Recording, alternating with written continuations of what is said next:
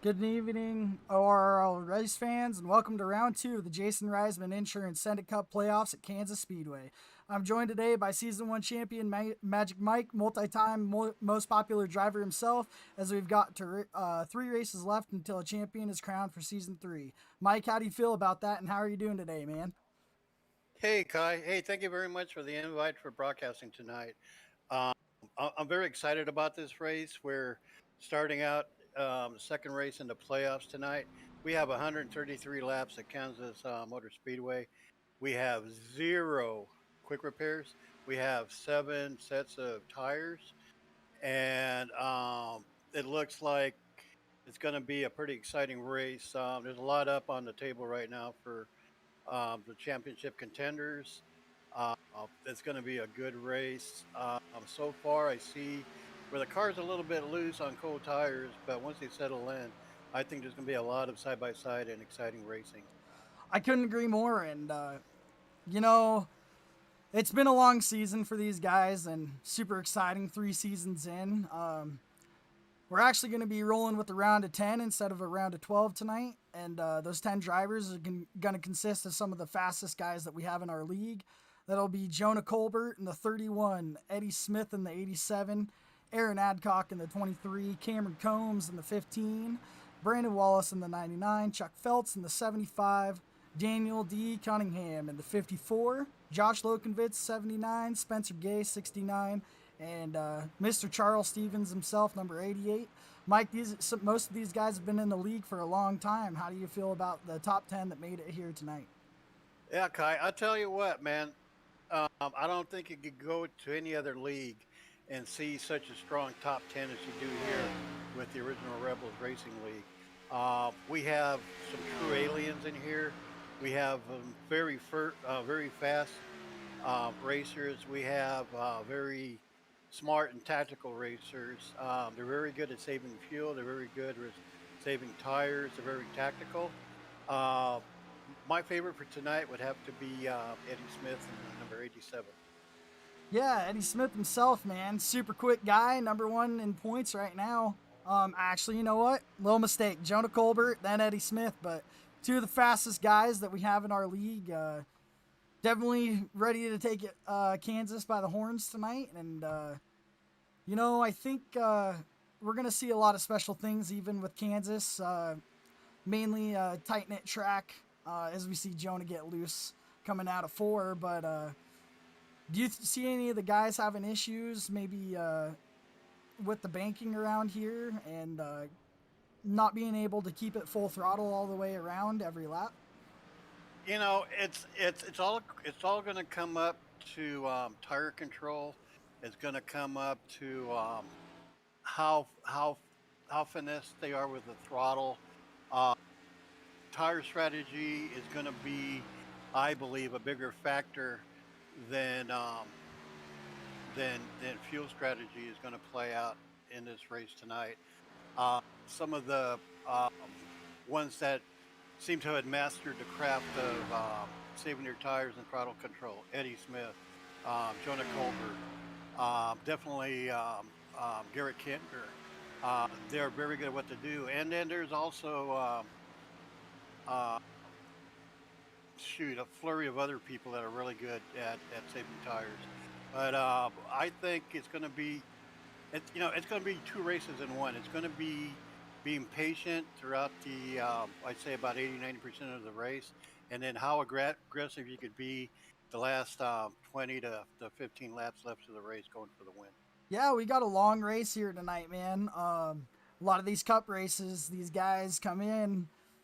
Our Sunday Truck League and our IRCA series are a little bit shorter than this, so the tire strategy, the fuel strategy, especially when you're stepping away from the short track racing, can get pretty tight knit.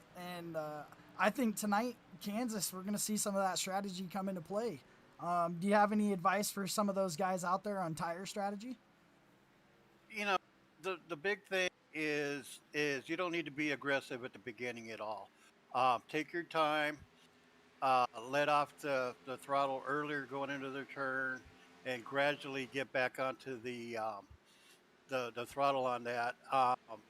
traditionally here at Kansas, riding a high groove and then going down to maybe the second line going into the turns is the best way around the track. So the ones that are going to be the best here are the ones that are very versed in driving into that high line and maintaining a smallest gap they can up against the wall. There's a lot of people that can pull it off. There's some racers that is just going to bite them in the butt getting too close to that wall. You know, tonight, Kansas, we're going to see 133 laps of strong racing. And I'm going to tell you, we're going to have a lot more guys out here than we did last week at North Wilkesboro. And I think it's going to make it a lot harder for these playoff drivers. There's a lot of guys in the playoffs that are not in the playoffs that are extremely fast. And one I'd like to point out is Garrett Kinder. He missed the first round and wasn't able to make it. He went all down to Texas to watch the Xfinity race, but he's one of the favorites tonight, wouldn't you say, Mike? Oh yes, he definitely gained a lot of knowledge by going down to Texas to watch the race down there and everything. No, I'm just kidding with him. I love the guy, Garrett Kinder. He's very close to my heart. He's a big help to the league, and he never turns anybody down for any help. He's gained a lot of knowledge. He's come a long way from when he first came into the league. Um, I I honestly believe he's championship caliber.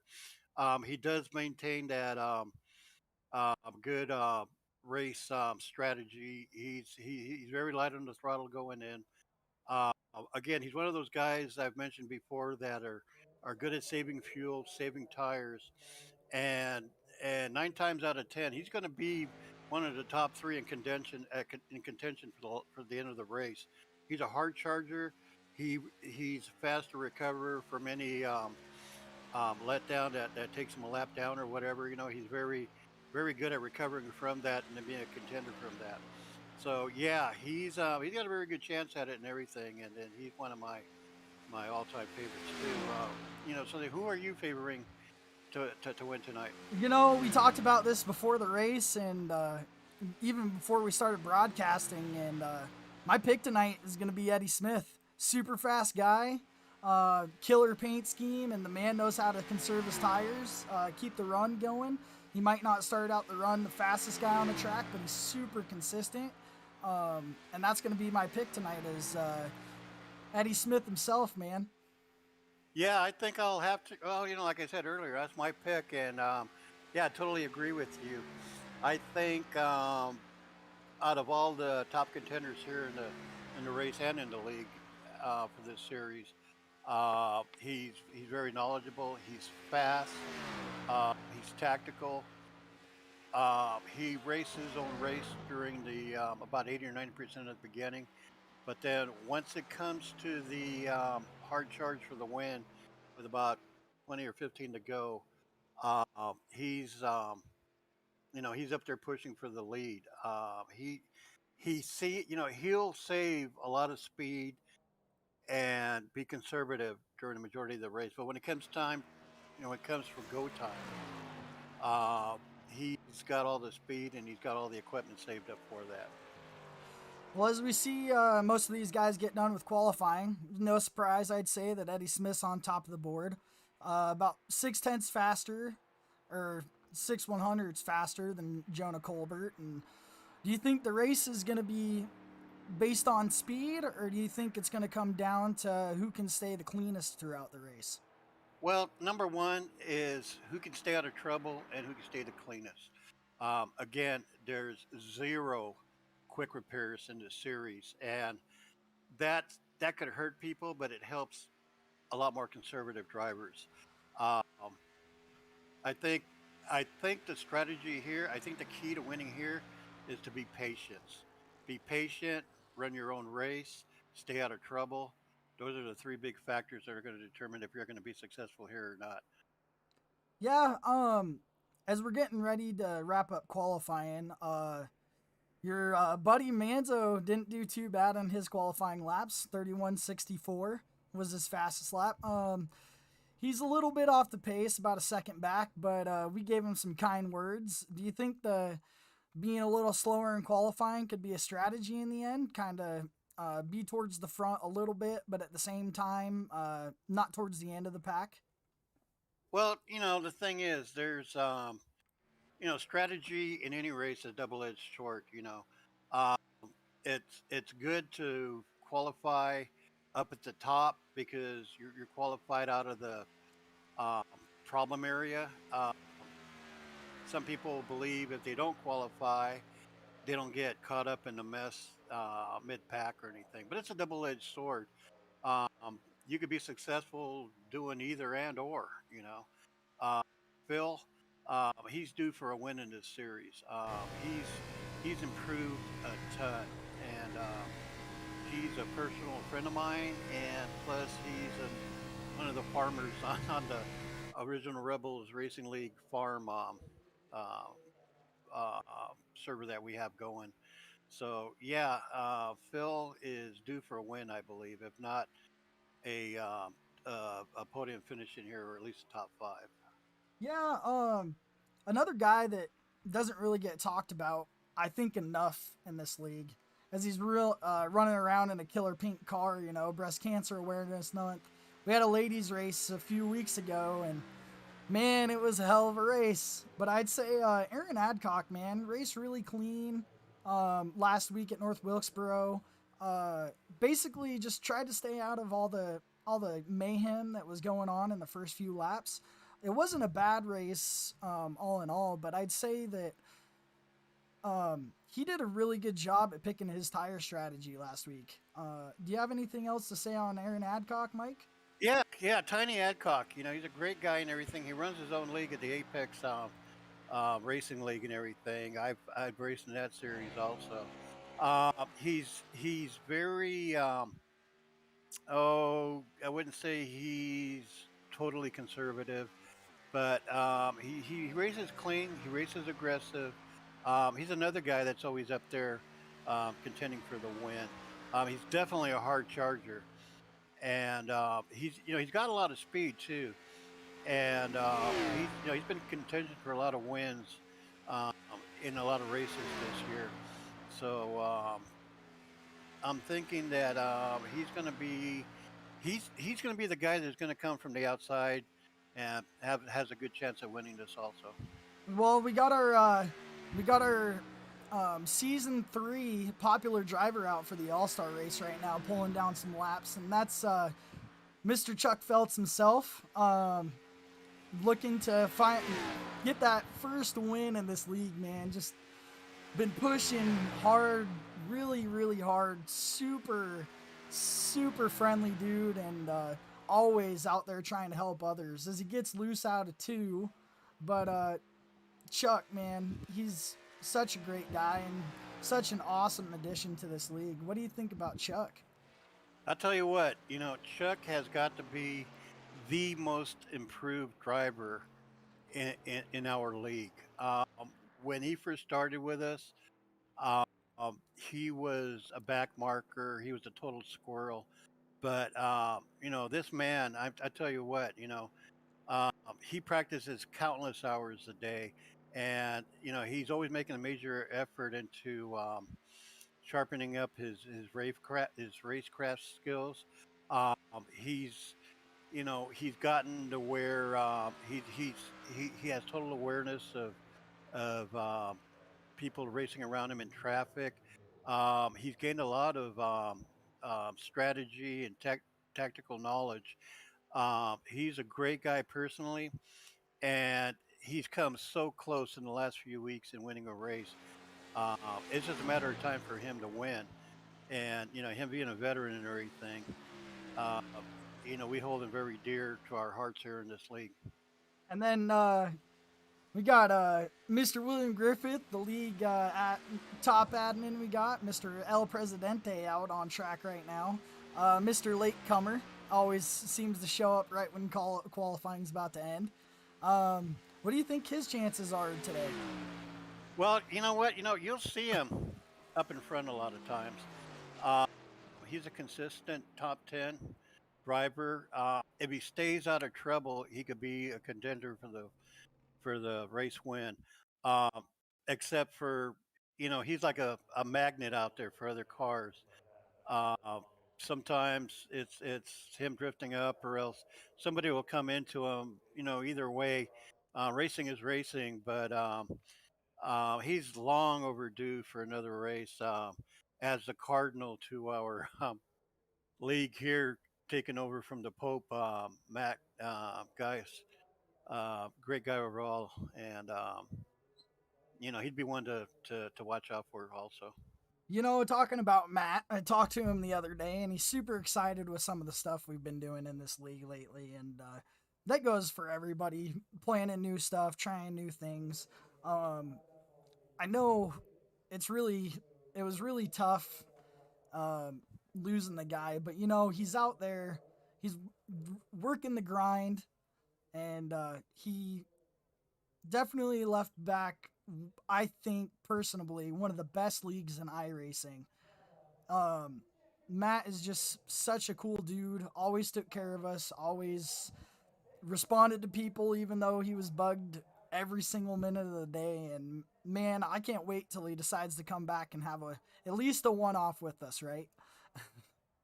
Yeah, he's a great guy, and shoot, over a year and a half ago when I first got into iRacing, the first couple of weeks I joined a league. I think it was called the Mid South Madness or something like that. But the first person that I met there was Matt and John Geis, and we created a bond. And then from there we went to the Free for All League and we competed there. And I followed Matt into this league he created here with Original Rebels Racing League. And what he created is a spectacular league. I mean, everybody's welcome. It's truly a league of respect. All the drivers here um, respect each other tremendously. We have a very high pool of talent here and competitiveness. So anyway, um, go ahead and start off with a grid. All right. So we got Eddie Smith up front. Uh, he's gonna earn the peg leg award today for the pole. Eddie was super quick, 6 thousandths of a difference. We got Jonah Colbert in second, Aaron Adcock, Brian Fine, and Josh Lokenvitz round out your top five. So is anybody sponsoring the grid? You know, yeah, I got you on there. We Anyway, we had some yeah, technical difficulties before the race, but no, you know what? no, that's fine. That's fine, dude. Starting off in fifth place, Josh Loganvitz. Sixth place, Daryl Cunningham. Seventh place, Cameron Combs. Eighth place, Charlie Elmore. Ninth place, we have Charlie Phelps. 10th place, we have Charles Stevens. Um, in 11th place, we have Brandon the Rat Wallace. In 12th, we have Spencer Gay. I'm pretty new to this grid thing, and Eddie tried to help me out with it a little bit, but the rest of you 10 guys, I promise you, this is my first time ever using this. We're gonna get everybody throughout the field, throughout the race, so don't worry if we missed your favorite driver. I'll just go ahead and Yep, do the rest of the go lineup. ahead. After that, we have Ray Page, we have the Bulldozer Griffith, we have Hitman Manzo, Brandon Pollock, Steve Loving, another really hard charge racer. We have Coach Stedman behind him in 19th. We have Chris Reese, Garrett Kinder in 21st. None of them qualified. And taken up at the end is Kyle Roberts. And we're green. Here we go. 133 laps here at Kansas Speedway. We'll see if they keep it clean and as they enter turn one. We have Eddie Smith taking the lead on this with number 31, Jonah Colbert behind him, and Aaron Tiny Adcock in third. And then Logan Vitz and Brian Fine look like they're fighting for that fourth place spot. You're going to see a lot of these guys get loose in the first couple of laps here, just like they were in practice and qualifying. There's going to be a lot of rough fighting up front, I think, for these first couple of laps, and then we'll see these guys sit into a groove if it stays green. We have Eddie Smith gapping the field now by a couple of car lengths. And then Oh, go ahead, Yeah, Mike. go ahead. No, you go ahead. So you see Jonah up here getting 3 wide. I think those tires just haven't set in yet, and he's just kind of chasing the car a little bit. But I think you'll see those tires fall in here in a couple laps, and you'll see him kind of try to make his way to the front in this. Yeah, that's the thing right now. The tires are pretty cold. Everybody's taking it easy because the cars are loose. And we have, Oh, Loken Bits gets a whoa! little Yeah, loose out look of at this two. gets loose there. And Okay, we have Eddie still gapping the field. He's taking off. We have the number 23 of Aaron Adcock right behind him. And we have the number 31 of Jonah Colbert coming up behind him, trying to gain some real estate there to catch up to him. yeah, really good. These guys kept it clean in the first couple of laps. I think we can get that rhythm they're setting in. We're going to look towards the midfield just a little more, back with Charlie. As you can see, they're kind of gapping a little bit. As Charles Stevens gets loose coming into 3, he's able to save it, and Charlie takes it up and gains the spot up into 9th. Yeah, that's a good save there by Charles Stevens. He's dropping back a couple of positions there, but he was very fortunate in picking that back up again and not affecting anybody else on that. As you start to see the top 2 start to create that gap, even Brian Fine up in 3rd place, you see Jonah kind of trying to find those tires, man. As Brian gets an amazing exit out of turn 4, he's going to try and get on the inside of Aaron Adcock going into turn 1. We'll see if he can let it stick. Yeah, where you're going to lose or gain on laps here is the exit. It's all about how fast you can get off. It's all about how well your car is rotating coming out of the exit. That's going to make or break a good lap for you. I agree, and Brian Fine just looks like he has the speed. Jonah's starting to catch the rhythm. As I said before, those tires are just going to come in and maybe make it a little more comfortable for him. It looks like he's rocking maybe the 3rd lineup, not quite to the wall as we saw in the actual Cup Series today, but Aaron Adcock trying to hunt down Brian Fine back for that 2nd position. Yeah, Brian Fine is a newcomer here, a relatively new racer to the league and everything. He does have a lot of speed. He's always there at the end too, and Aaron Tiny Adcock is not giving it up. He's giving him a good run for his money. So I'm thinking Brian Fine's going to have to earn that if he's going to want to take that 2nd position. And right now, Christian Deadman is up 6 spots from the beginning of this race. As of right now, he'd be our hard charger if it was the end of the race, but man, he is just burning through positions. Started in 18th and is already up to 12th place. Do you think maybe he's going a little too quick and those tires are going to burn up?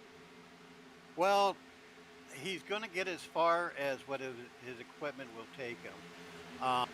Here at Kansas, it's easy to burn up your equipment if you're too aggressive at the beginning. So you'll just end up giving back everything that you've gained. He is a hard charger. He's good at what he does. He's been in iRacing now for quite a few years.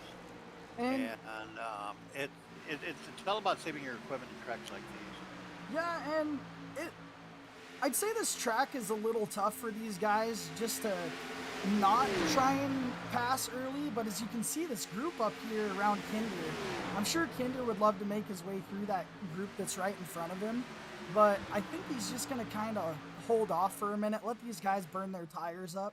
As you can see, Steve Loving is starting to catch Deadman. I think those tires are starting to burn up for Deadman.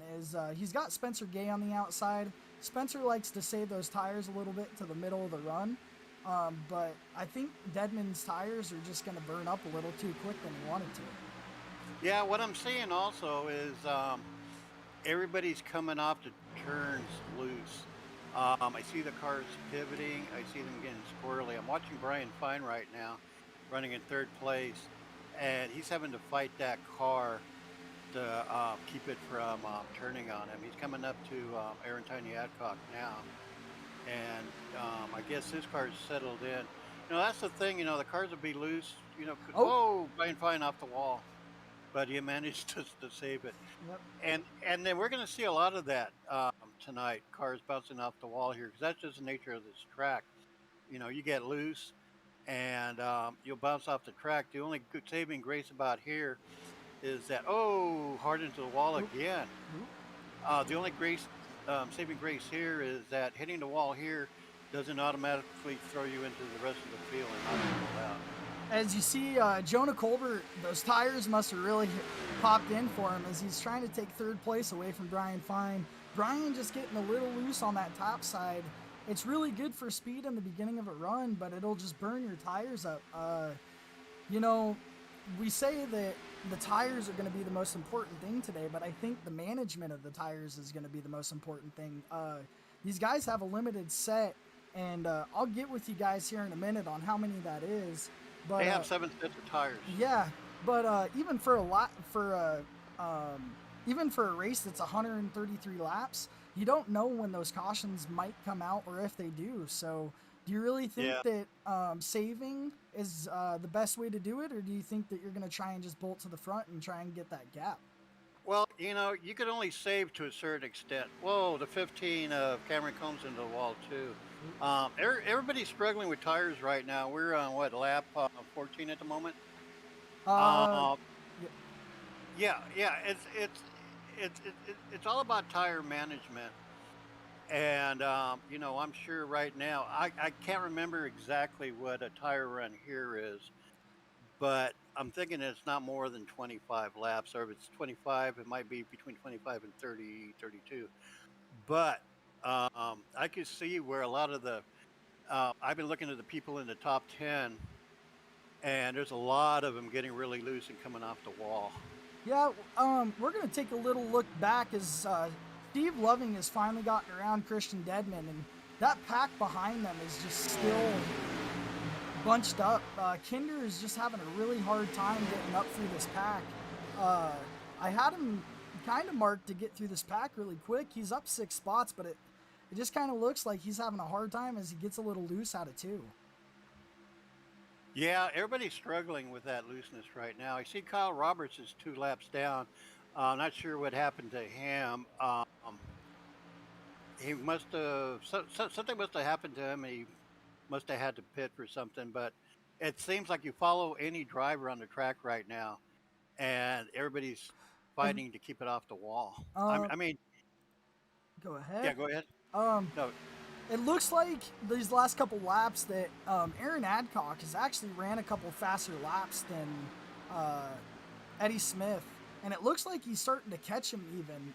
Do you think that Aaron saved enough and maybe Eddie just kind of burned him up as well, or do you think that Eddie's just kind of running that rhythm and he's going to give a little fight to Aaron when he catches up? well, I've raced with Eddie Smith before, especially on the late night Cup Series. But he has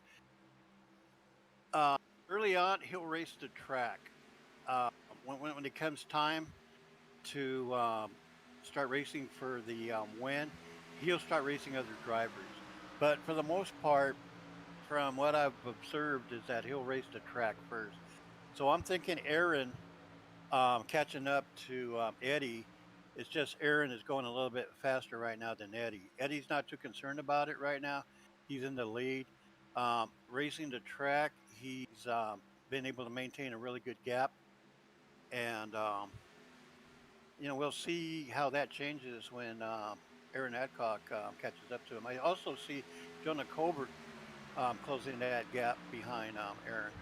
And like I said, it took a little bit for those tires to come in for Jonah, but man, once he finds that rhythm, Jonah just seems to be on it as he gets a massive run out of turn 2. Aaron he looks like he's running his rhythm a little bit by Eddie, but I think he might have just burned him up just a little bit as he got right up against that wall to kind of do a little diamond figure coming out. But Yeah. I don't know if I'd play that all race long. I think I'd be a little more safer about it in the beginning of the run and then try and get up against that wall later in the race. Yeah, you definitely want to maintain a good clip. Really close racing going on between Jonah and Aaron right now, also. But you you want to be conservative, but then again, you don't want to give up too much to the leaders, because the last thing you want to do is play catch up there towards the end. So you don't want to let the leaders get too far ahead of you either. And I'm going to take it back just a little bit. It looks like Brandon Wallace had a little bit of an issue earlier. And it looks like he just tapped that wall. And Oh gosh, wow, yeah, he lost it and there. he definitely saved it, but this early in the race, Oh, we as we have a got a caution. yellow flag. We do. Looks like it's Christian Deadman. I'm gonna take it back here in just a second. Chris Reese looks like he was involved, but we're gonna take this back and kind of see just what happened. As they're coming into turn one.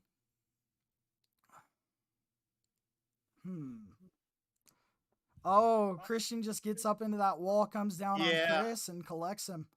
yeah, he got under the wall at the right angle, would have brought him back down, and he Oh, unfortunately got into a couple of other racers too. yep. It looks like Stephen McDonald and Brandon Pollock were also involved in that. As we're gonna take it back up to the front. Aaron held that second position. Do you think they take tires on this caution, Mike? Right now, they're at lap 23. I would almost have to say they are. I'd have to agree Uh, with you as yep, Eddie's there we starting go. to come down. All the leaders are coming in. Um, if anybody stays out, it's going to be somebody from the back trying to gain position, which is not advisable, um, because worn tires and then being cold is just a recipe for disaster. But yeah, wise move to anybody or to everybody that's coming into the pits right now. As we saw a little bit earlier, Kyle Roberts had to pit earlier, and I'm actually gonna go on board with him and see if he decided to pit this time. Nope, it looks like Kyle Roberts is actually gonna try and get that lap back. Do you think that Kyle is gonna be competitive and maybe take the pits here? I believe he was the only one on a lap down, so he'll be able to have that chance to Yeah, pit.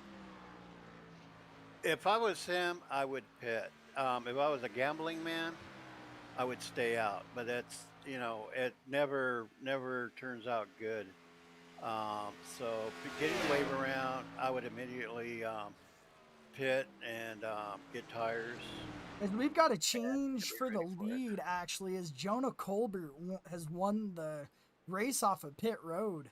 I wonder Um, how many tires he took, or if he didn't take fuel and just took tires. I, you Who know, knows? I Yeah, think 'cause that, I saw him pit. yeah, because I believe that he took four, Mike. Maybe just came out of the pits a little bit. Yeah, Uh, maybe we just saw Eddie Smith maybe slide through his pit box just a little bit, and I'm actually gonna check it if I yeah, can. yeah. iRacing is showing. Oh yeah, they're changed it just now. Eddie Smith dropping down to like third. Yep. Going to cover first. Aaron Adcock in second. Well, we definitely want to take our time to definitely bring up the sponsors of this league. We got Superior Electric as the race sponsor, and if you're in that Northeast Tennessee, Southwest Virginia area, give them a call. He's licensed in both states. Amazing electrical work. His phone number will pop up throughout the race on that bottom right logo, and he's actually a brother of Mr. Charles in our league. If you got any questions and you or know a lot of people in this league, Mr. Elmore is the guy to get with. He can hook you up with his brother, and he can get some amazing electrical work done for you. And we got Jason Reisman Insurance Group. Definitely one of the best insurance groups. They've been with us all season, and they're actually the series sponsor for our Cup Series. They make all this happen and bring you the broadcasts, and we're definitely glad that they partnered with us at Original Rebels Racing. Great sponsors, and if you have an opportunity to support him, um, do that. They're very good people. Charles Elmore, currently running in seventh place, great guy, um, a great competitor and everything, and we just love him here. Well, before we take this green flag here in just a minute, I'm actually going to bring up the point standings before this race for the round of 10. Now, we're only going to lose 2 after this race, but Spencer and Charles were at the bottom of that, only being altogether a total of 2 points back from Josh Lokenvitz. But do you think if you're on the edge of this that you're kind of just playing it clean, or do you think that they should just try and go for the win here today, Mike? It depends on what position you are in it towards the end. Failed. It depends on how the leaders pit. Um, if it's all on pit strategy. So if you find yourself in the top 10, I'm sure they're going to go for the win. Wanting to stay into the playoffs, I'm sure they're going to be racing it conservatively. I'm pretty sure they know where they stand at in the top 10 standings, and I believe they know in what position they need to be in there at the end to go to the next stage. And here we go for the start. And Jonah's going to lead them to the start. He's taking off right now. You got Eddie coming up right behind him. And Aaron Adcock on that outside line gets a little bit of a slow start. But I think it was just a little bit of a checkup on his part. Maybe snoozing just a little bit as we see Daniel D Cunningham all the way up into 4th place. Yeah, he's running up there pretty good. Chuck is running in 5th right now for a good run right now. Steve Loving's another one that's going to be making things happen there. Oh, something happened to Jonah. Oh. Did you get loose? Let's see. Yep, Jonah must have just got a little bit loose on that.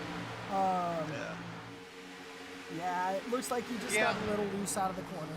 So yeah, and that's understandable. You know, we're running on cold tires. It's going to take 2 or 3 laps for them to settle in to where they feel comfortable. But yeah, right now it's like driving on ice, I'm sure. So your hard charger at the moment, you just brought him up, but it's Steve Loving. He's up 12 spots from 17th place all the way up into 5th, Mike. What a great speed amount, and he took 4 tires. So how do you think he got through the pits that quick, making up 6 spots in the pits? Well, you know what? He's been slowly grinding through the field. He didn't qualify.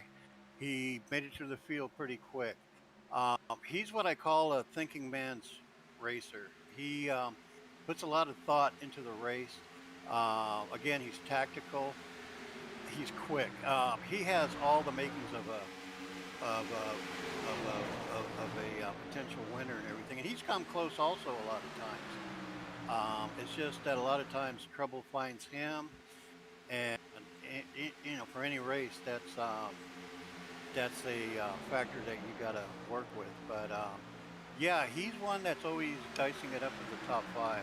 Right now, he's running in the top 5. And I don't mean to bring up the hard luck a little too early, but Josh Lokenvitz is actually back 8 places from his starting spot, all the way back in 13th. Do you think it was just a bad pit strategy or a bad pit entrance and exit, or do you think that maybe this was a little plan to get to the back and try and work his way to the front? Well, I didn't see the pit entrance or exit, so yeah, that could have been it. There's a lot of factors going up against you when you're pitting.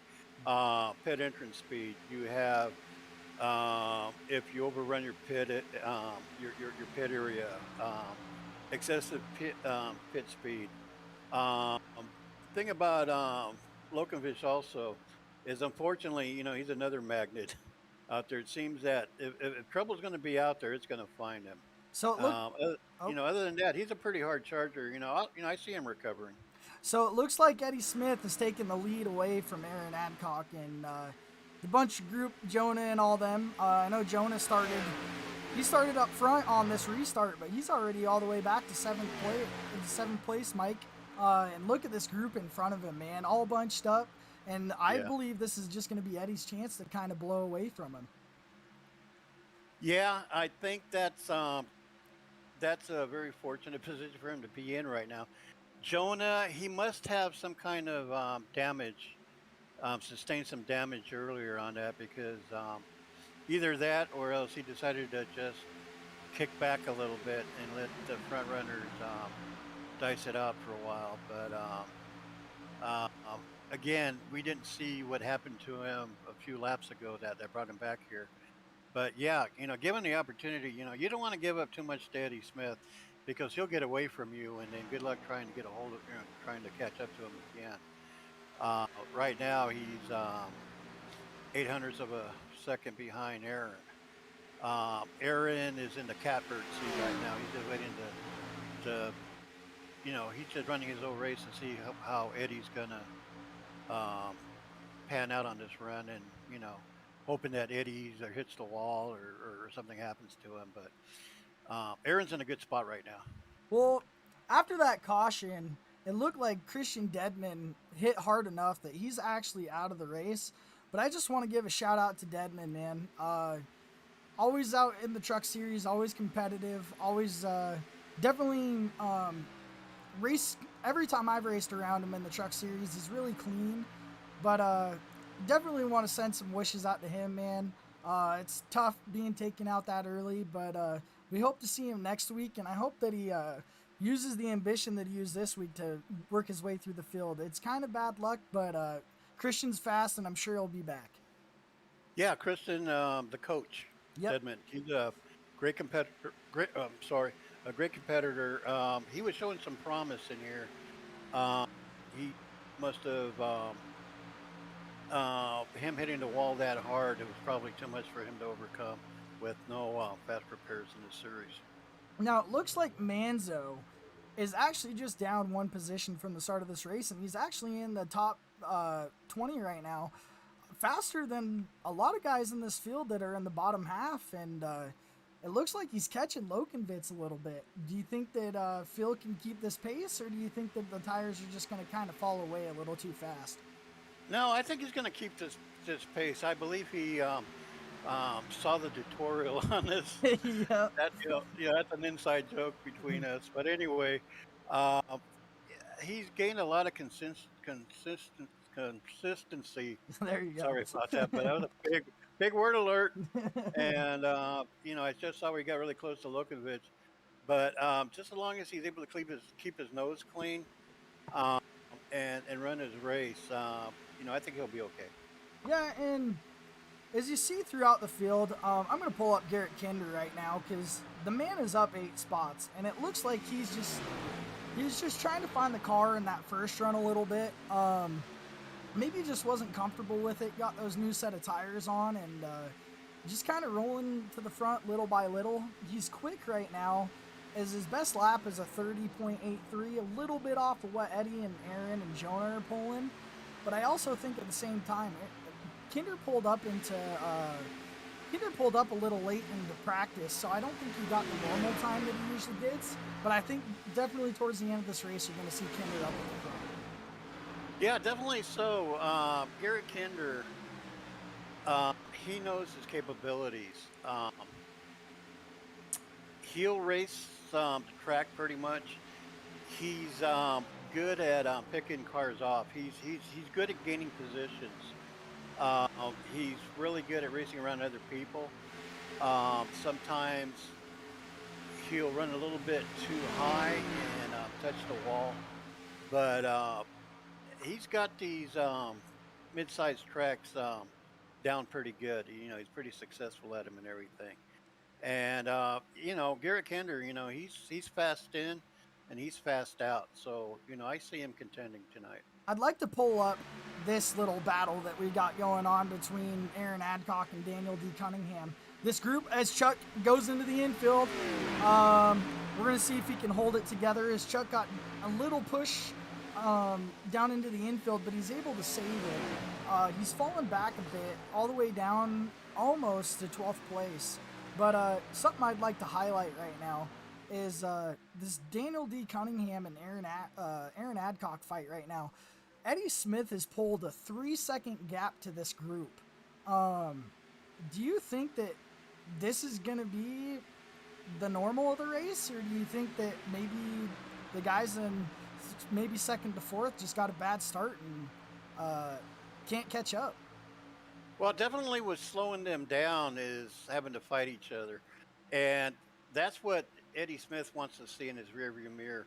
He wants to see the second and third place car dicing it up because that's slowing them down. I think once they settle down between second and third and just start running their own race, I think they're going to start cutting in on that 3 second lead. But um, it's not going to be something that's going to happen pretty quick at all. And yeah, go ahead. Oh, as you're seeing this battle for position, just Eddie's just getting away from all of them. As you're seeing Brian Fine getting past Daniel D. Cunningham, Yeah. Cameron Combs, Jonah Colbert, Steve Loving, and Charlie Elmore are all in this battle. But I'm going to put it on Eddie right now, and we're actually going to take a whole lap around with him. I'm going to put it in a cockpit view, if I can find it real quick. And we are actually going to take a ride with him around the track. As he's just running this high line, as you can hear him ease the throttle in the middle of the corner. And he straightens out the wheel perfect, not loose, not tight. And I believe, man, that if this stays green, Eddie's just going to have a heyday with this track. Yeah, Eddie Smith is the smoothest driver in the league. You know, you take a look at the cockpit shot. You see how smooth he is with the steering wheel. You'll see the tachometer, how smooth he is getting off the gas, and then when he gets back on it, Dixon turn. Very, very smooth driver, and that's what it takes to win in this league. I have to agree with you, and a big thing with Eddie is the man shares. He shares the information on these tracks. We are actually going to look back real quick as we had a little incident with Charlie Elmore and Steve Loving. And we're going to see what actually happened, as that is not either of them. Maybe they'll give me the right person. Yeah, it looks like we had an issue about a lap ago. Steve Loving looks like he just got in the wall a little bit, and maybe Charlie just dumped him just a hair. Ooh, Steve. And it actually looks like Charlie kind of kept him straight. Yeah, there was a lot of conversation on the race comms on this. I believe it, and I know Charlie would have loved to have that caution, but I think the only reason you didn't see it is because he didn't go all the way around, Mike. Well, that, and they were off the track too. iRacing is fast to not flag anything that is not on track involved. I don't know who's running race control tonight, but I would have.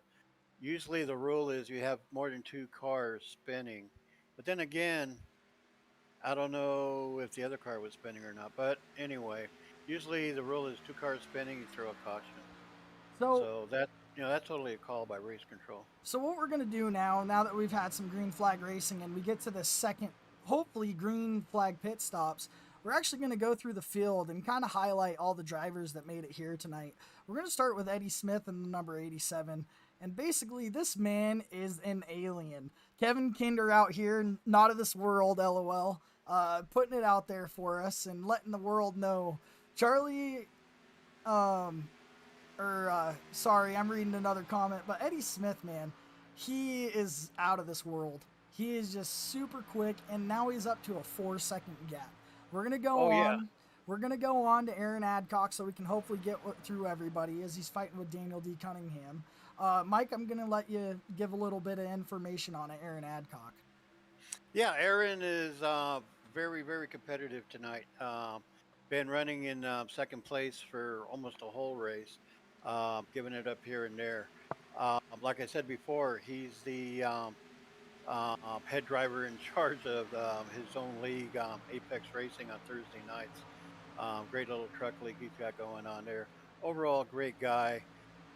Great personality, and we'll see how this pans out for him. And then I'm gonna reach out a little bit on this one. Daniel D. Cunningham, he actually was one of the first guys that I met in the league, and I know I hadn't been in here a long time, but he really helped me out with late night, pushing me up front in a late night series at Daytona for a long time when it started. And this just a super friendly guy, clean racer, always making sure that he's not bumping guys, and surely knows when he's in the wrong and apologizes at the best time. Doesn't try to get too high tempered, and definitely one of my favorite guys to run around in the league. And we're going to go on to Brian Fine, number 57, and Mike's going to tell you a little bit about Brian. Brian Fine from Owasso, Oklahoma.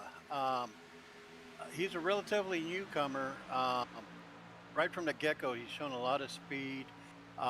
He's up there in the top three in contention week in and week out. And, you know, hopefully we'll see him in the winner's circle here in this series soon.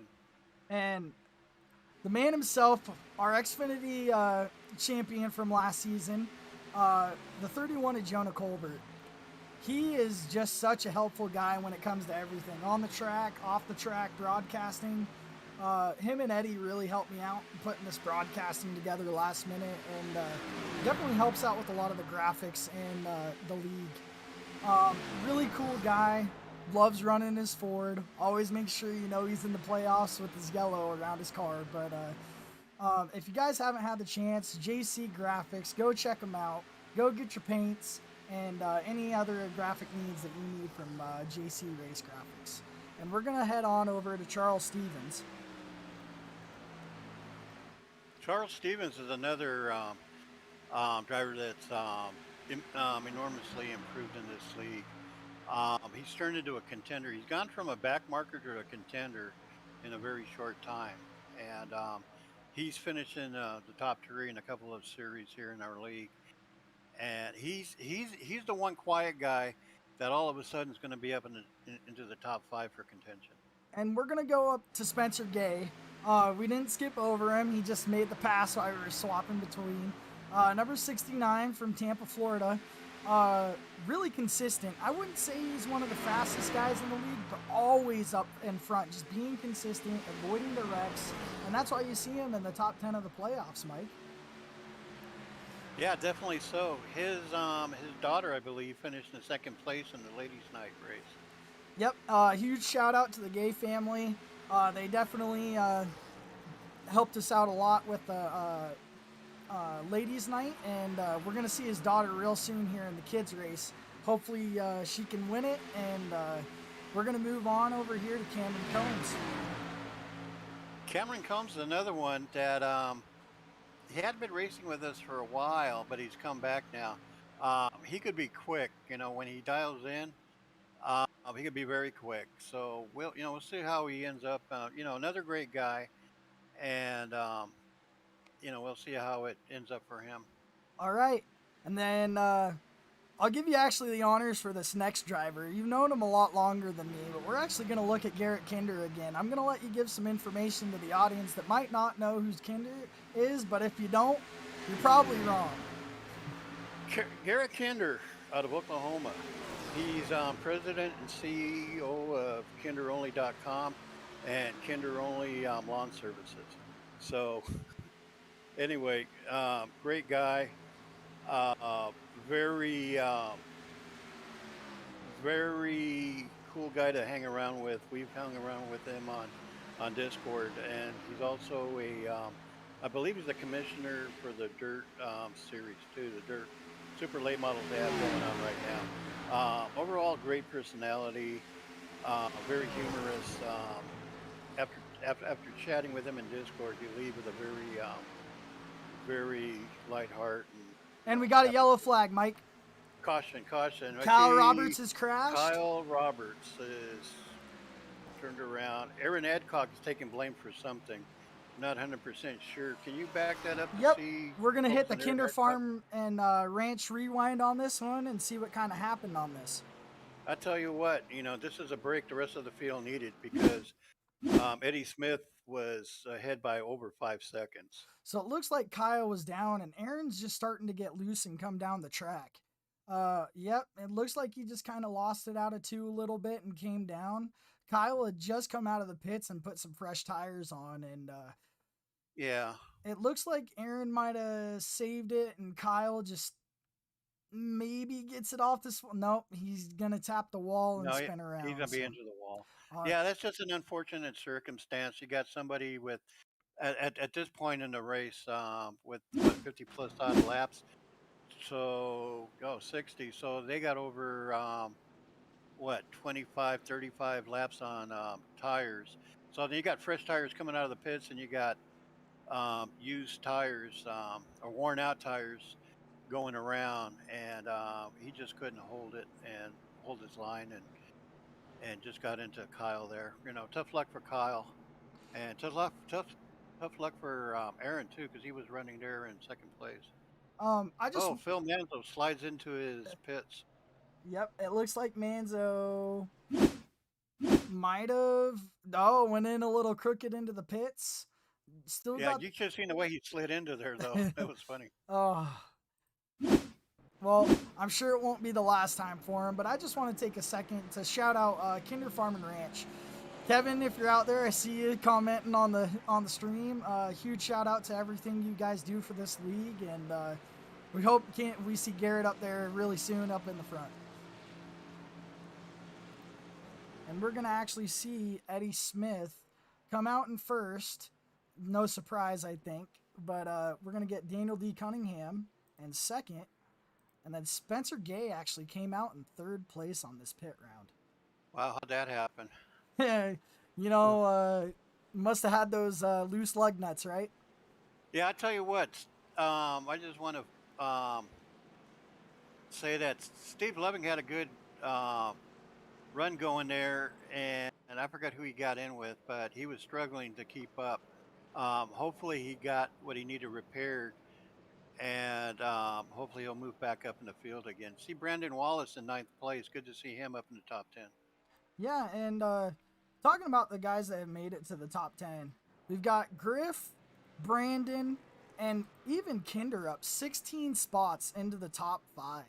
Like, the amount of speed that these guys have in pit lane, and a couple of these guys probably overshooting their box here. Yeah. It's a little bit of a quicker pit lane here at Kansas. So I kind of saw Kinder slide into his box. I was kind of scared for him. But yeah, you've got a bunch of brand new guys up here into the top 10. And even Ray Page has made his way up here. Yeah, Garrett Kinder, like I mentioned before, he's a master of picking off positions. He's had issues in the past in the pits. He's slid through them. He's been tagged for speeding through the pits before and everything. Hopefully that's not what happened to him.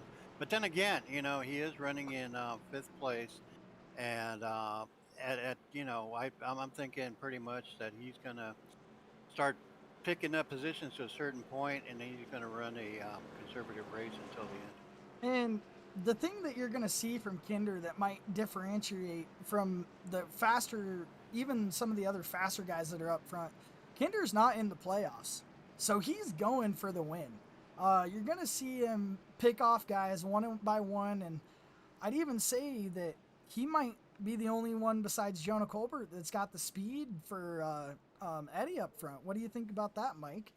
Well, I'll tell you, the ones right now that I see that has the speed for Eddie, and if they can keep their nose clean, is Daniel D Cunningham and Brian Fine. I see Brian Fine has dropped down a couple of positions. They probably had a bad pit stop or anything. Not to not to take anything away from Spencer Gay or Charles Stephen either. But and Garrett Kinder, I think Garrett Kinder, Brian Fine, and Cunningham are going to give Eddie Smith the run for his money. But then again, Eddie Smith is Eddie Smith. You know, that guy is the quickest man on earth. So we'll see how it all pans out here. And as they round the corner, we're gonna see the pace car, as I can figure this out. He's gonna drop down in the pits. Eddie's gonna get a huge launch again. Daniel down on the outside, not really getting that much of a run into turn 1. And we're gonna see Eddie go straight up to that high side. Little different than everybody else that's behind him.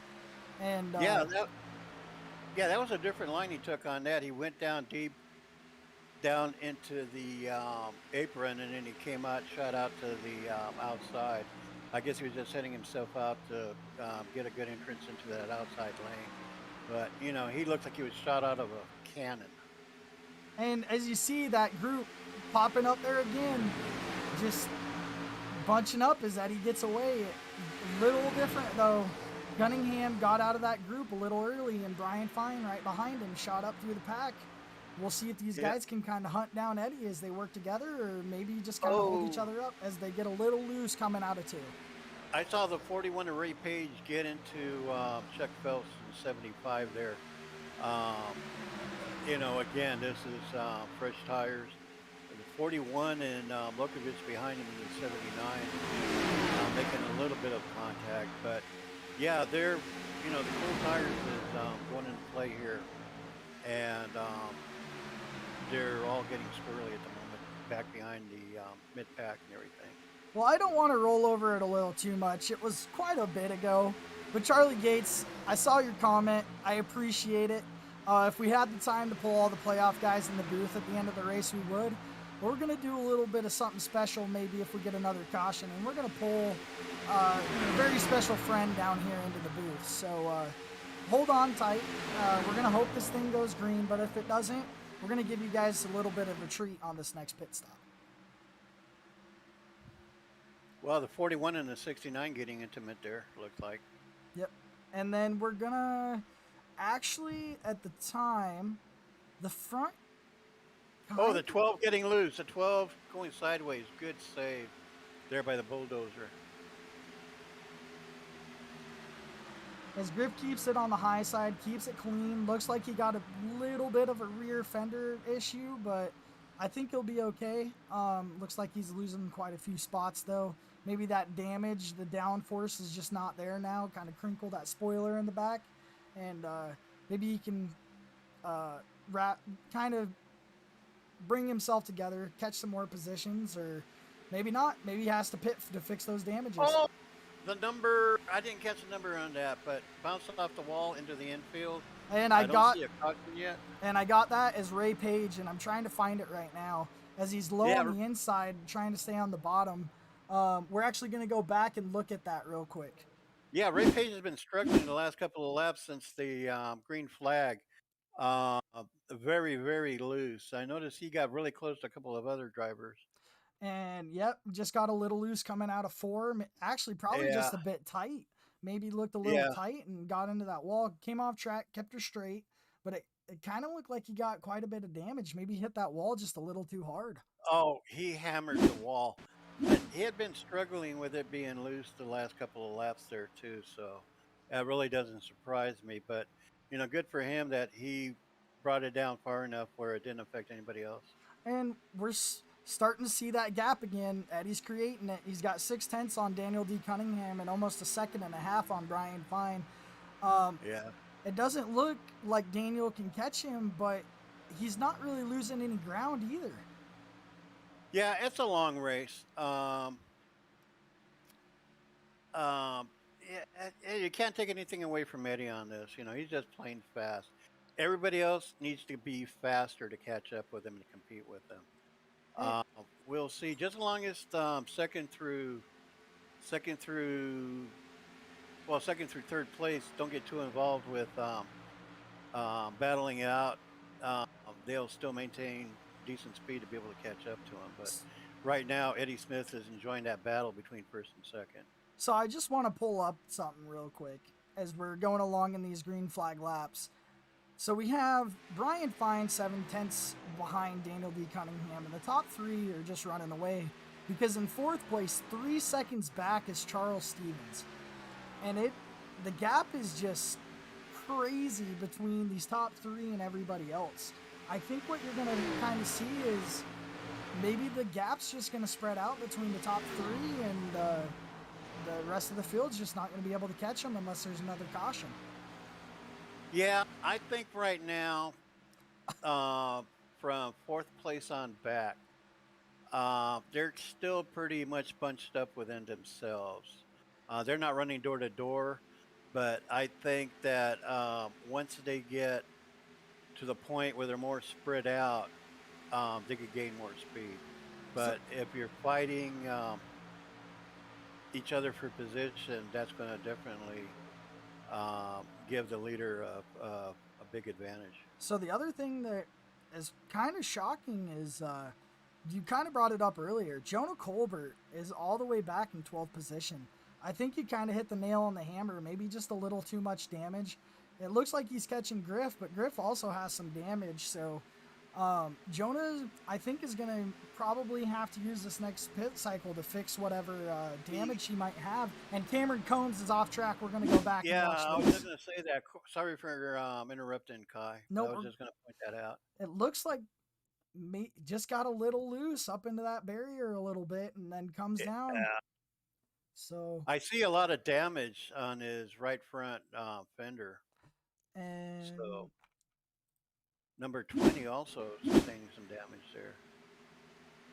and it looks like I'm gonna find the 20 real quick, and we're gonna look at Charlie real quick. Yeah, it looks like that right front maybe just tapped it a little bit himself too. That corner coming out of 3 or coming out of 4 is a really tough corner to get because you got to slow down enough to be able to get out of the corner fast enough. But you got to kind of watch if your car's tight or loose because it can change the whole way you take the corner the next time you come around. Yeah, that's true. I also saw a lot of damage behind the bulldozer Griff rear end, so he must have got plowed by somebody early on. We're going to do this a little bit. I know that we were chomping through the field, and we kind of got stuck because of the last caution. So I'm going to try and get the rest of this field highlighted before the end of the race. But our next one that we actually have to get to is going to be Chuck Phelps himself. And, this guy, he just does so much for us. He's so friendly. Not a dry eye in the place, as Mike would say. Whenever this man wins a race, it's game on. So.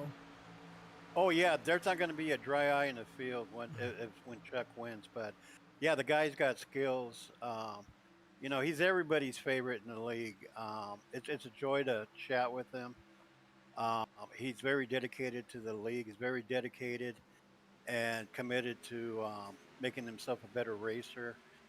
He's determined to put in. I mean, he puts in a ton of time. I think that the least amount of hours he ever spent practicing is maybe 4 or 6, but his regular time in practicing for a race leading to the race is a good 8 to 10 hours track time. And the next person we're going to highlight, I'm not going to be able to get through everyone today, but make sure you guys come back next week, and I promise you we'll get through everybody else. But right now, we're going to go back to the El Presidente of the league. Griffith, we kind of knew that he hit the wall earlier there, Mike, and it looks like he's kind of rebounding, starting to catch this pack. Yeah, he's starting to pick people off again, and he's another guy that trouble just finds him. He's a magnet sometimes. He's just. It seems a lot of times he's in the wrong place at the wrong time and gets caught up to it. But looking forward to seeing his first win in this series too. And I'm also going to let you take the reins on this next fella. You love him, you farm with him all the time, and he's one of your best friends. I'm going to let you take the reins on Mr. Phil Hitman Monzo. Phil the Hitman Manzo out of Henderson, Nevada. Great guy. He's from the East Coast. He's got that strong East Coast personality, and we just have a ball with him all the time. And yeah, sometimes we put him through the grind, but he takes it really well. Another guy that I met over at the Free for All League and brought him over with us here into the original Rebels Racing League. He was another one that needed a lot of help in his skills. Within the last year and a half here, he's gotten really competitive. He's very dedicated and everything. And dang it, everybody just loves the guy. And before we head on to the next guy, I just want to reach out to the chat. If you guys have a favorite or who do you think's going to win, go ahead and type it up, put it in that chat, share it with us, and we'll mention it on the broadcast. No, we're not going to take any money from you this week on bets, but let us know in the chat who you think's going to win this race. The next guy that we're going to look at is Mr. Stephen Mcdonald in the 68. I haven't ran around him too much, but I do know he kind of finds trouble. He doesn't cause it, but he kind of finds it himself. And it's not in a bad way. It's not his driving. It just seems like he might be in the wrong place at the wrong time. A little too much than he should be.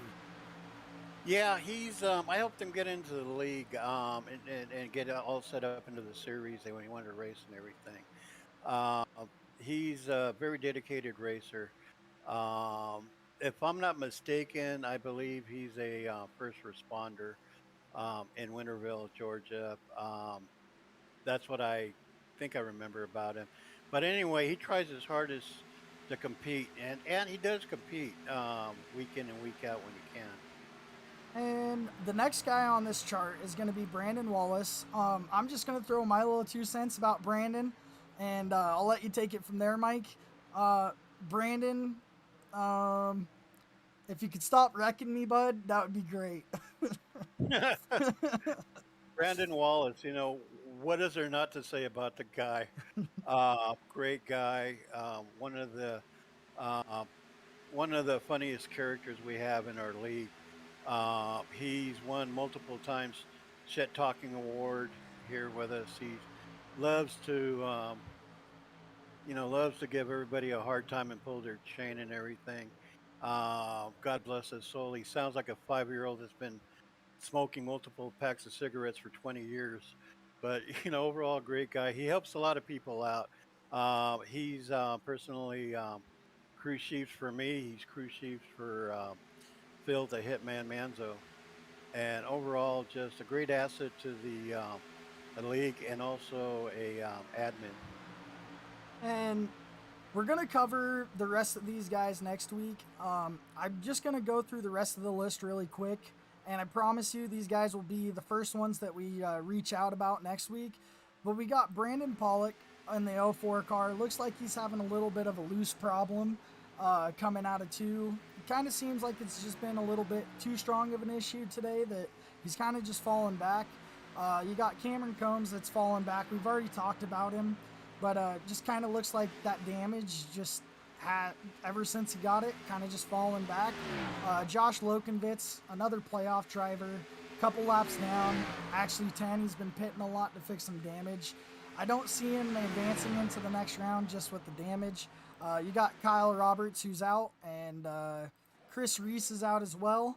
And then, as I said again during the race, if I could find where we're at, hold on, there we go. As I said before when it happened, as we got Aaron Adcock off the track, I'm going to head back to this. Looks like he's just been kind of running that wall like everybody else and kind of tapped it, Mike. Yeah, that's pretty much, watching that is pretty much what everybody else has done in the field. And wow, right across the front of, was that Garrett Garrett? Kinder. Yep. Yeah, anyway, good save for Aaron on that. Somebody I'm watching right now is Hitman Manzo starting to make his bid for a top 10. He just got around Bulldozer Griff. Griff got a little bit loose coming off of turn 4, and Hitman Manzo took advantage of that, and he's running P11 right now. So good for him. I'd love to see him in a top 10 position, but right now it looks like Seth Bulldozer Griff is having a hard time um, keeping his car off the wall. You see a lot of these faster guys right now, or is Griffin, Steve Lovett, Or, or Charlie Elmore both somebody, tapped the wall? yeah, Elmore launched into the infield really hard. I'm beginning to wonder if the setup is correct here, as we discussed earlier before, but I'm not going to open up that Pandora box during this broadcast. Well, as you mentioned before, the setup might just not be quite right for some of these guys, and these faster guys that are in the league, they all seem to be, the ones that are damaged seem to be running around the end of the top 10. As you see, Griff is just falling off. I think he just has a little bit too much damage. We're going to see one more pit stop, but at least I think that's going to come under the green flag. These guys have been really good about giving each other space, but you never know. That last caution could come out and change the whole game. Yeah, actually, you have to give everybody in this race a shout out. For the most part, we're seeing a lot of long green flag runs. Good for them. I mean, they overcame the few cautions there at the beginning, but right now, that's what they're wishing they had for their opportunity to get fresh tires. But yeah, we'll see how the pit strategy goes under green. And there's going to be some that are going to short pit, and just go enough to where they'll be able to get fresh tires and fuel to get them to the end. There's going to be other ones that are going to go as far as they can with their fuel and tires. And So this. Oh, go ahead. oh yeah, regardless of the setup, I'll tell you what, Eddie Smith has it down. Um, he has it down pat. Evidently it's to his liking. I mean, he could win in anything too, though. That's the thing. And then, like I said, the only one that's really and it's a far reach right now. If Eddie Smith slows down a bit, I think Daniel Cunningham can catch up to him. Brian Fine in third place is almost 6 seconds down, and Garrett Kinder in fourth place is a little bit over 12 seconds down from the leader. So something's got to happen. Like that, like you said, there's still green flag stops to be made. It wouldn't take anything for one of the top contenders to blow a pit stop or get caught in the pits with a caution coming out. I mean, that's the name of the game. It's like you race and you hope for the best. Well, before this race gets a little too late, there is one man I'd like to give a special award to, and we're actually going to hand it out right now. And that's going to be to Chuck. Running an amazing paint scheme for his little cousin, and we're definitely out here supporting her. And we're also going to support Chuck by giving him his wrong award. we're actually going to give him the paint award from Smil Racing Designs. I love that car. Amazing. And he's starting to see his way up to Kinder and Jonah Colbert right now. Yeah, he's getting up there. He does really good on worn tires too, so we'll see him start to pick up positions here. Smil Graphic Designs. He's one of my favorite painters. He does a great paint job. That's the thing about our league here. We have like maybe half a dozen great paint job makers. We have John Smil, we have Josh Oswald, we have other ones that put out great paint jobs for these cars and everything. So. And I've got a battle for you right now that you are going to love. You've got Steve Loving and Philip Manzo battling for 10th spot right now. And they've been going back and forth the last couple laps. Do you think Manzo is going to stick him, or do you think we're going to get a clean battle out of this? I think, he's from Henderson, Nevada, which is a suburb of Las Vegas. I think it's a throw of the dice on this one. But Phil ain't going to give up. He don't care who's ahead of him or whatever. I mean, he's going to stick his nose in there. Loving is going to be a little bit more level-headed, and we'll see. I don't know. It seems like Loving is losing a lot of time going into the turns, and Manzo's picking it up on the straightaways. So now they're going back and forth. So we'll see. I'd love to see Hitman Manzo get into the top 10. And, he was really nervous about the race tonight. And I know he told us not to talk about him because he was scared a little bit. But Manzo, my guy, you have been tearing it up this race. I think you found your new favorite cup track. And I think you should go give him the old run for that 10th place. Do it for the farm. Yeah, no kidding. He told us he wasn't going to race it. We were going to talk about him, but you can't help but talking about him. He's one of these characters here in the league. I mean, that we dearly love and everything. And nobody else can match his dedication and commitment to this league. And like I said, his talent has improved since when he first came in. Oh, Steve Loving goes sideways down on the apron. I think he tried to get into the pits and he missed it, or he went in hot. Wondering if he's going to get speeding penalty going into the pits. It looked like he went in there really hot. So Phil takes the 10th position with that, but Looks I'm like you sure just he's gonna locked him up there, Mike, and even missed the yeah, he commitment did. cone. Oh, yeah. So he kind of screwed the pooch on that one. So what we're gonna do is we're gonna go back up front right now. Is we see some pit stops from Steve Loving, kind of starting them off. Eddie looks like he's kind of in a groove, but we know that these guys don't have enough of the tire and maybe even enough fuel to make it to the end. Do you think we'll see some pit stops here soon? Well, guaranteed 100%. Eddie Smith is going to stretch it out to as far as he can.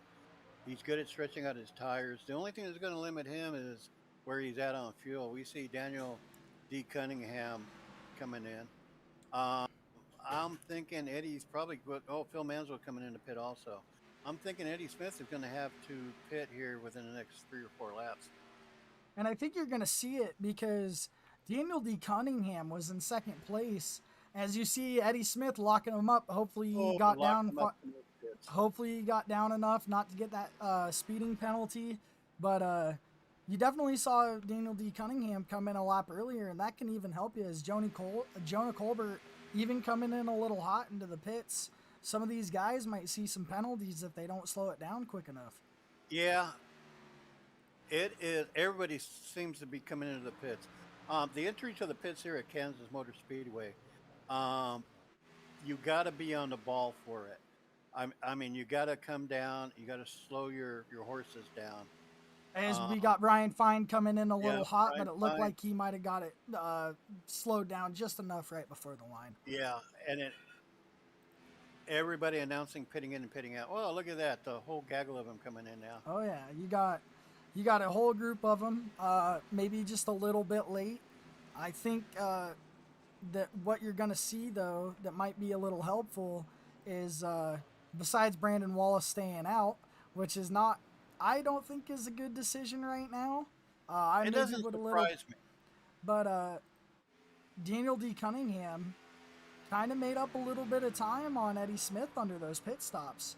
And Yeah, I don't think he has quite the speed to catch Eddie, but I also think that he's at a safe distance enough that he could secure a second place stop.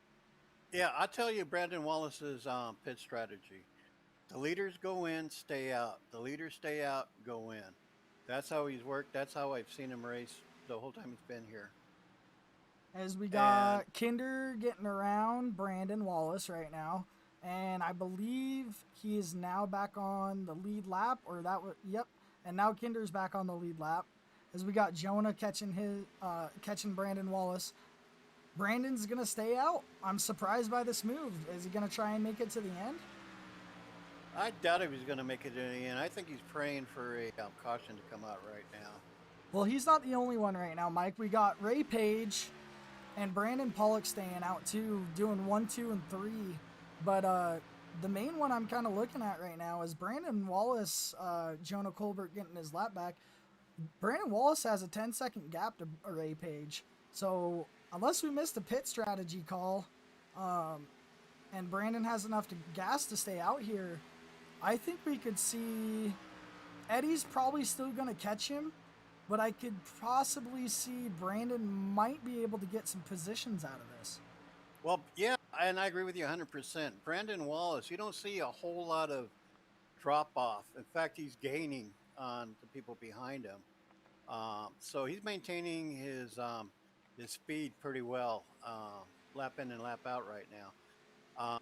Again, he's probably more than likely going to have to pit. I mean, I don't think he can go the whole race right now, and he's just praying for that caution to come up. We only have 8 cars in the lead lap currently, So and I think everybody but the top 3 have pitted. the only thing I really want to point out on Brandon's strategy right now is Eddie Smith's catching him by almost 2.5 seconds a lap. And if I'm Brandon, I am praying, or I'm doing this for position, but Man even gets into Eddie. Ooh. Yeah, that's one to see. Well, a and lot of conversation going on the race comms on that one between Eddie Smith and Manzo. Manzo just drifted up, didn't see Eddie coming, and got into him, doored him. So I don't know what kind of damage Eddie has on that, but hopefully he can recover from it.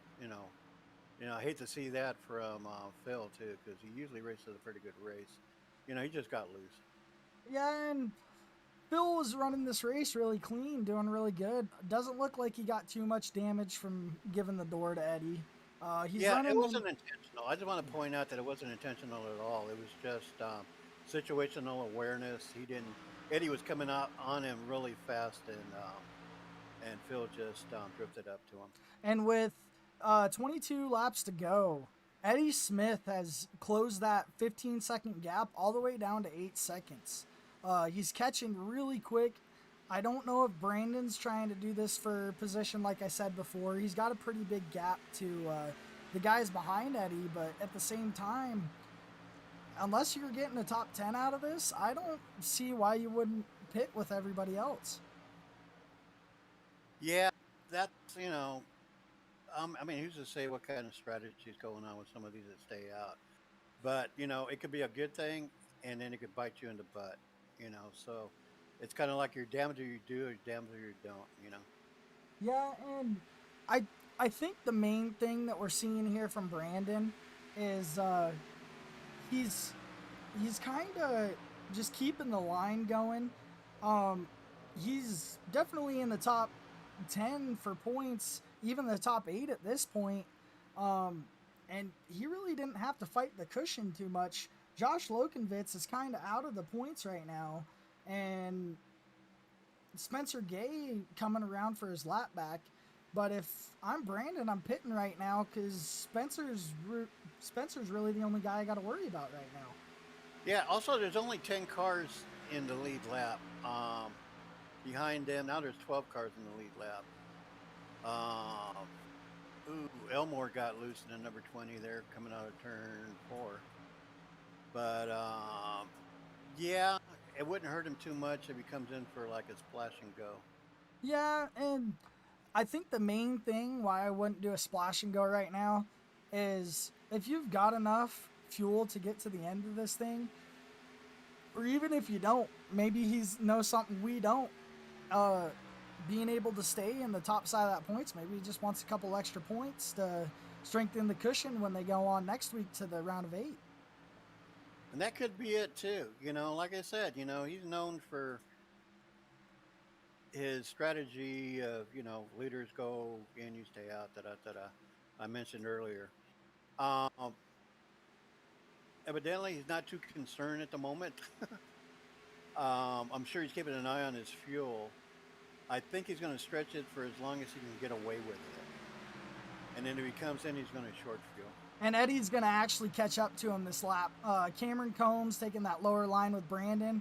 But I think here into 3 and 4, or maybe even on the exit of 2, Eddie's going to go for the pass for the lead, get around Brandon, and start creating that gap. They got a 6-second gap all the way back to Daniel D Cunningham. So I'd say if this thing stays green, Eddie's in the clear. We got, 17 laps to go? Yeah, we got 17 to go as Eddie gets just a little loose coming out of that corner. But I think the possibility of Brandon got enough gas to finish this thing that he could still finish in the top 5. That would be amazing for him. When was the last time he pit? The last time everybody else pit, the time before this last pit stop. So, dang, he's going to be pushing the limits for sure. I think he's slowing down a little bit too, from what it looks like, to conserve fuel. So, I'm thinking he's going to be slowing down to conserve fuel on it and be satisfied with the top 5 or top 10. And what we're going to do right now is we are going to I'm going to try this for the first time. But Brandon just called to pit. I was just about to pull up a little graphic that would have showed us how much he had left in laps, but this is really going to hurt Brandon. Yeah. I think in the points, I think even if you put on those fresh tires, you might be on the edge of the points. He's safe with Lokenvitz, but even with Spencer Gay, if Spencer can get around him, it's going to be a real tough battle to try and stay Yeah. in the top 8 in points. Yeah, his best bet is to short pit on this and take off. I mean, he can't spend too much time at this point in the pits, otherwise he's just throwing away his championship. Going into the next stage. And what he's doing right now is Brandon's actually going to take.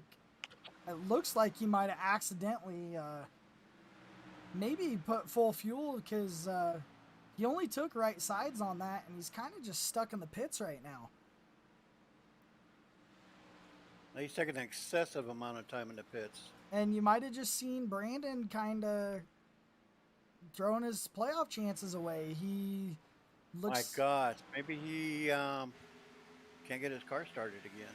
Yeah, and he just continues to fall all the way back to 17th place already. The only driver that I have behind him right now in the top 10 in points, or top 8 in points, is currently going to be, well, kind of Josh Lokenvitz, I think, is about it. Everybody else, Charles Stevens and Spencer Gay are both ahead of him. Chuck's in front of him. So Brandon might have waited a little too long to do this, as he's finally out on the track, but all the way back in 17th and a couple laps down. Do we have a time on that pit? Let's see. His last pit stop was 1 minute and 20 seconds. Wow, way too much time in the pits. And that's all the way from entering pit road. That's not even, he was in his pit box for 50 seconds. And, wow, that takes him 2 laps down now. And I'm wondering if he just got a little confused and started to repair that damage, because with 10 laps to go, I don't think you're going to see enough caution to be able to get back on the lead lap. Yeah, it's not, maybe, it's who knows, right? Unless we talk to him. But maybe he had a full fuel, his fuel for full fuel filling during the pit stop, and then that's what caused the delay. But then again, he would have been out in less than a minute still. So we'll have to talk to him after the race and see what happened. And two guys that are battling right now. It's not a very close battle. A couple tenths off the seconds, but Charles Stevens and Spencer Gay, they're in a really comfortable spot with what's happened with Josh Lokenvitz and Brandon Wallace. Basically, if they keep it clean, I think they're going to have enough headway to make it to the next round, into the round of 8. So, so just coming in, Kyle Roberts let us know that the 99 had a black flag for speeding on pit road. I think that might have killed his chances for the playoffs. Oh man, yeah, these 1.5 mile tracks, man. You either live by a good pit stop or you die by a bad pit stop. Seeing a really good battle going on between the 88 of Charles Stevens and the 41 of Ray Page. Ooh, let me back see. for 14th and 15th. There's Ray Page right there. And I think right now, if you're sitting in Charles Stevens and Spencer Gay's position, you're kind of just riding the wave. I wouldn't worry too much about track position. Even you got a couple guys laps down that are like a good amount enough for you guys to make the playoffs. I would just kind of ride the wave and wouldn't even really care if anybody passed me at this point. Yeah, at that point, yeah. And then I could see Charles Stevens letting cars that are laps down by. He's not even fighting him, which wouldn't help him out if he did. But he is definitely racing with his head in the right place and just keeping it cool. Just making sure he gets to the next, to the next level. So I'm going to hand out a couple of awards before this race finishes up, and we can get back to the lead. But right now, I'm going to have to hand out the Hard Luck Award. This one's going to go out to Josh Lokenvitz. Really tough race. Kind of didn't get a good start after the couple pit stops he had to make to fix damage. And then the other one that I'm going to hand out, which is one of the best awards that you can get. Garrett Kinder is actually going to win with a hard charger award, even if he were to somehow maybe go a lap down, and he'd still be up 16 positions. So Kinder just coming through that field, like I said, he'd make his way up front. Not as far as I'm sure he would have wanted, not being in the playoffs, but definitely working himself through the field. Yeah, I'll tell you what. Yeah, he definitely, like I've mentioned before too. I don't want to be repetitive on it, but he's very good at picking off positions, and he shows that tonight. Starting off in 21st and starting in fifth, getting that Ray Cobb award. Good for him. And it's just that Eddie Smith right now has almost an 8-second lead. I mean, this race has just gotten out of hand. What do we need to do with Eddie? Do we need to strap some lead to his rig to slow him down a little bit? I don't know, I but think good for him. He's a fast racer. He knows what he's doing. So you can't fault him for being good either. I think what we ought to do is next season, when we possibly move to the next gen car, is we might as well have Eddie in a Legends car while we're running around some of these tracks, because this man knows how to figure out a place pretty quick, and even with the amount of information that he shares with some of the other drivers, they still can't really get up to Eddie's bumper when he's in a groove like this. Yeah, he's competitive in anything he's in, and I think he might be one of the highest I rating people in our league. I'm sure if he doesn't have the highest I rating, I'm sure he's in the top three. He would have to be. So what we're going to do is we're going to ask you guys to stick around after this last lap as Eddie goes in to come out of turn 2. We're going to have some post-race interviews sponsored by Shappy Edits. What we do over there is pretty much create highlight videos and intros for any of your league needs, whether it be oval road, some dirt, or some road dirt. We can do all that kind of stuff for you, but as Eddie turns around in turn 4, he comes to the finish line and wins it by a mile. Good for him. Definitely earned it. He ran a really clean race, and like I said, he has a strategy, good strategy, tire management, all down pat. Very happy for him to race. He's a great guy, and I'm looking forward to his interview. And your top 5 is going to be Eddie Smith, Daniel D Cunningham, Brian Fine, Jonah Colbert, and Garrett Kinder. And what you're going to see happen next is going to be unbelievable. So Eddie Smith is actually going to take a slow ride. He's going to get 3 full spins of a burnout. Then these guys are going to absolutely demolish him. And what we like to call it is a little brawl after the finish. And basically they're going to give Eddie his props on how good he does. So once we get done with that, we're going to get a blast as Brandon Wallace and Griff there we go. And yeah, that's a tradition here at Original Rebels Racing League, is the post-race demolition derby that we have, congratulating the winner by plowing into him. And congratulations to Eddie Smith. Congratulations to Garrett Kinder on coming all the way up through the field, all the way up to 5th, 16 positions. Unbelievable. What we're going to do next is we're going to set this all up. We're going to show you guys the results. And then what we're going to do is we're going to pull these guys in, and we're going to get some interviews done. So let us set that up, and then we'll get that started. Yeah, also I'd like to send out some congratulations to a great race, a great effort to Daniel D Cunningham, Brian Fine, Jonah Colbert, and Garrett Kinder. These guys were amazing. We're going to get the points all squared away at the end of the broadcast and see who made it onto the round of 8. But I think the biggest issue what you're going to see is Josh Lokenvitz having issues, and then Brandon Wallace, that late pit strategy. Kind of, my guess would be those two aren't going to make it on to the next round. Yeah, it's gonna be tight going into the next round. That's for sure. I hated the way it happened for Brandon. He would have came up really good on that, but it's luck. What we're gonna do now is I'm gonna put a little message up there for the top 3. They're gonna hop into the waiting room.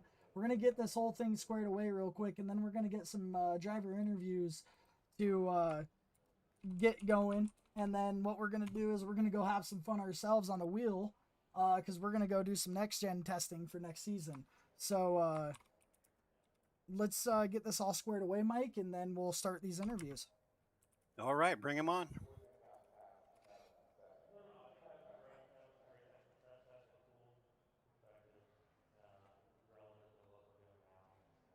Who's up first? All right. So we're actually, what we're gonna do is we're gonna do it a little different tonight. I'm gonna try and message Jonah here and get the top 5 into the waiting room, because I would love to talk to Garrett Kinder tonight about that amazing hard charger that he did today. So let me get this message out to him. If we have time, we like to talk to Brandon Wallace also, get his take on his pit stop. I'm sure he's not very happy about it, but still, we'd like to get his input on that if it's possible. So what we got right now is pretty messed up pair of keys that I got going. But we got Garrett Kinder up here in the booth, up 16 spots tonight. He definitely got the run of the mill, up 16 spots, hard charger. Little rough at the beginning, but Garrett Kinder, how did you do it, man? How did you make it up 16 spots after that first stint was a little rough for you? Oh man, just trying to keep the nose clean after I got tied up for a little bit on a couple of little small incidents there, banged up the car a little bit.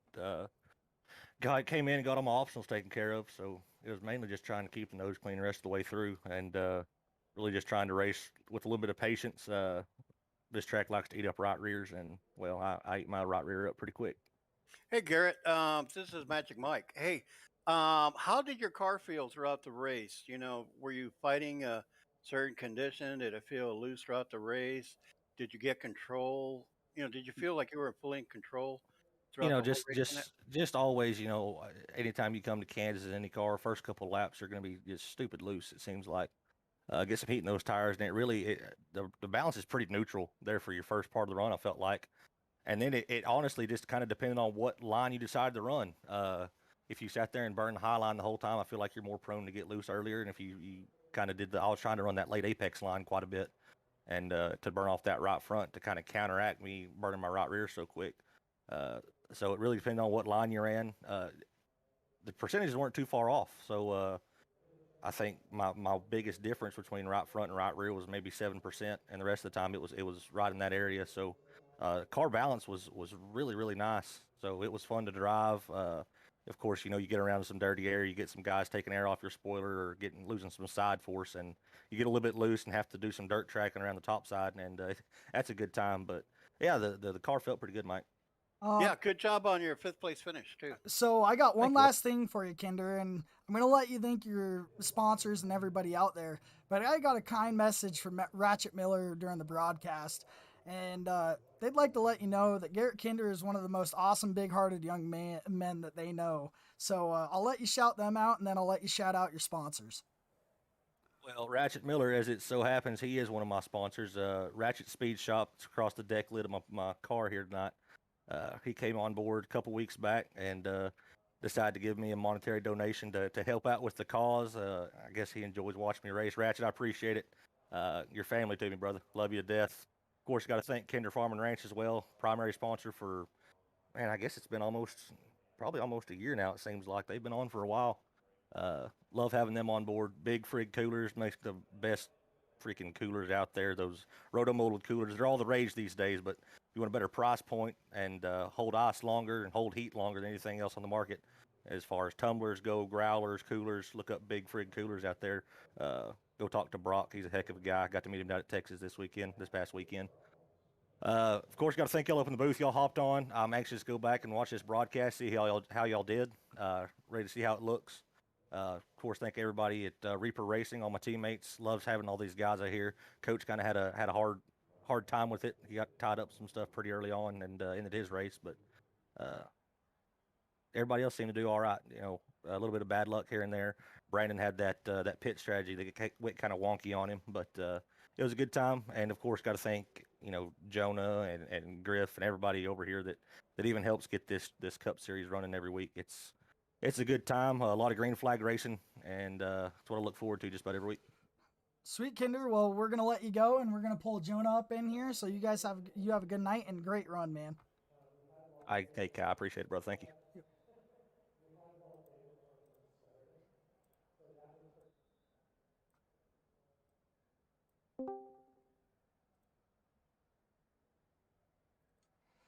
So we got Jonah Colbert up here in the booth, and Jonah, you did good, man. At the end of the race, you kind of had a hard time at the first part of the race. Looked like you got a little bit of damage. Kind of that first stint, you looked a little loose, and then the car came together and you made your way up. Then you kind of fell through the field after a couple pit stops. So work us way through your night and how you got back up to the front.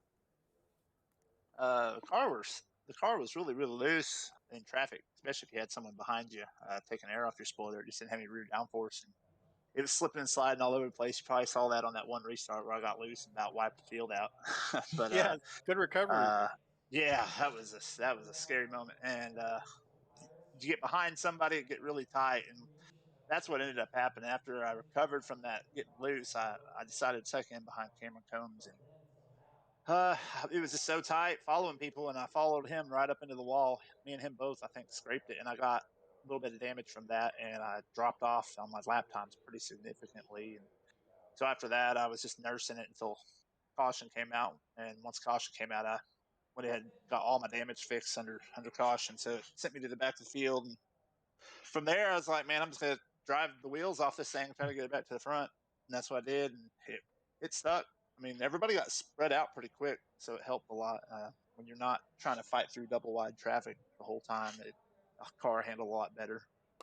Jonah, I have to ask you, what's it going to take to beat Eddie A. Smith? Well, I think tonight showed what it takes to beat Eddie A. Smith. I need him to miss his pit stall again, like he did under caution. So he does that, man, might have a shot. Yeah. Well, we were rooting for you all night too. So anyway, good effort in your top 5 finish. Thanks, guys. And Jonah, I'm gonna do one more thing before you leave. I'm gonna allow you to go out there, reach out to any sponsors that you want to thank, and we definitely shout you out at JC Race Graphics during the race. Everything that you do over there, and go ahead and thank anybody else you want to thank. I appreciate it. First of all, just want to thank my teammates over at JC Motorsports, Eddie Smith, Daniel Cunningham, Steve Loving, Chris Reese, all those guys. We worked together in this race, try to get through it as much as we could, and lost a couple of them there towards the end. They had some damage and had to drop out, but overall, it's a pretty good race. I want to thank Griff for being the series commissioner, putting this one on, and Jason Reisman Insurance, Keswick Group, those guys for sponsoring this, Shappy Edits, Mill Designs, all them. And then finally, just want to remind people, if you've got kids, to get them signed up and entered into the contest to design my paint scheme for the championship race coming up in a few weeks at Las Vegas. If you check the announcements channel, there's actually a printable template that your kid can use, crayons, whatever, to make a race car. And the winner will be voted on the week before, and that's the race. The winning scheme is the one I'll be running in the championship race for the Cup Series. So, and we appreciate everything you do for this league, Jonah. We're gonna give a little more information on the kids' night and what you're doing for us for that towards the end of the broadcast. But we're gonna let you go on this one. Good run, man. Way to make your way back up to 4th, and wish you luck next week in the round of 10 or round of 8. Thanks, guys. And one final thing. I appreciate you guys both stepping up to broadcast these final few races, because I know we fell through with our broadcasting, and Saturday nights is like the hardest night to find a broadcaster, because this is like primetime racing time here. So you guys stepped up to the plate, man. I appreciate it, and I'm sure y'all did an awesome job. Can't wait to go back and watch it. So thanks, Our pleasure, Jonah. Thank you. Appreciate you, man. Have a good one. And next, what we're going to do is I'm going to pull up Brian Fine up into this. And he had a great run all the way up to 3rd. Basically, Brian fought his way through the field a couple times on some pit stops, and definitely gave Daniel some run for his money. I thought he was going to catch him up to 2nd after those pit stops, and he just didn't get there. But you know what? Top 3 isn't bad for you, Brian. How did you do it tonight? Just trying to keep pace. No, no way of catching Eddie tonight. That dude is just an alien. He's a god. Um, Daniel and I, throwing sliders with each other. That was a blast tonight. Just trying to keep up front and trying to move forward. Being a non-playoff driver. Hey, Daniel, this is Magic Mike up in the booth also. Hey, what do you think would have taken to beat Eddie Smith tonight? A wreck. Oh, come on. I'm not going to make it easy on you, buddy. No, just Eddie was just so fast tonight. Just he was going 110%, and he just had that car down on lockdown. I tried to go through the corner, follow the same line. He'd step out coming out of the corner out of two, step out coming out of four. I just could not catch him. He was class of the field tonight. Just trying to keep up with those guys tonight, and trying to salvage a top three at least. Well, good run, Brian, and congratulations on your third place finish tonight. Thanks, guys. Appreciate it. And Brian, before I let you go, I'm going to let you shout out anybody you want to shout out, any family members, any sponsors, anybody that helps the car going all the way up to a top three finish. My guys here, Cameron, Justin, Zach. Shout out to my girlfriend, Rachel. She's a big supporter. She's been taking care of me this week. I'm only at like 70% going in tonight. I've been fighting a head cold. Shout out to Fine Beer and hashtag Tulsa Built, and let's get after it next week. And we'll see you next week at Phoenix as you take it on, Brian. I hope you get a win. I hope you feel better, and we wish you the best of luck. Thanks, guys. And next, we're going to pull up our second place finisher, Daniel D Cunningham. He had an amazing race. Just couldn't catch Eddie. I don't think anybody really had it for him. But that second place finish for you, Daniel, you held it even after some pit stops, and you made your way in that Toyota all the way to second. Yeah, it's definitely a fun run tonight. Definitely needed a confidence builder. Had a couple rough races leading into this one, but yeah, definitely good to come out. And like you said, I don't think anybody had anything for Eddie tonight. I tried to keep with him after we had that last restart and was able to keep him in my sights for a little while, but he had long run speed that I couldn't match. This is Magic Mike here, Daniel. Hey, what was your strategy coming in? And what did you think you could have done better to be able to catch up to Eddie? Eddie was just a class of the field tonight. I mean, he's just that good. I felt if anybody could catch up to him and challenge him for the position, it would have been you. That is a great question, Mike. I'd love to know what I could have done different to catch Eddie. Really, my strategy coming into the race, just knowing from running a couple officials this week and running another league race here a week or two ago, was really just to try to keep it up top and you can't really save tire, but you can do your best not to abuse it and keep some speed in it for the long run. So just trying to make sure that I keep in mind that balance between driving it too hard and burning my stuff up and everything. But yeah, I'd love to know what I could have done different to catch Eddie too. He was definitely fast tonight. Well, good run, and we had you pegged for, the person that could have, probably even come close to him. But good finish anyway as a runner-up, and good luck going into the rest of the races.